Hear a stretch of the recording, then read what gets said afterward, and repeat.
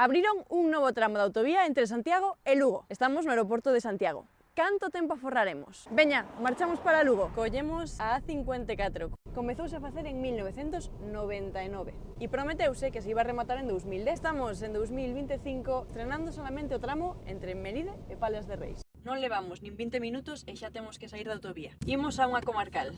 Tiramos por Arzúa e por Melide. Esta carretera é a 70, pero eu metolle moito gas. Non corrades, está mal. Váiseme, de verdad, son unha impaciente. Chegamos a Melide.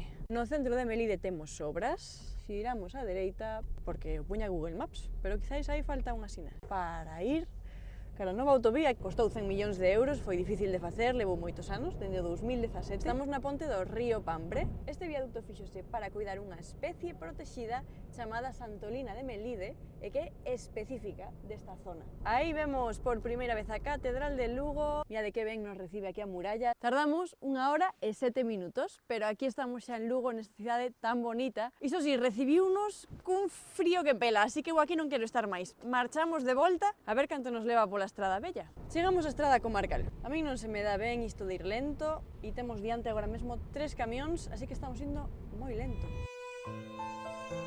Bueno, como chove en Santiago? Eu marcho xa, mirade, 1 hora e 15 minutiños. Algo se aforra.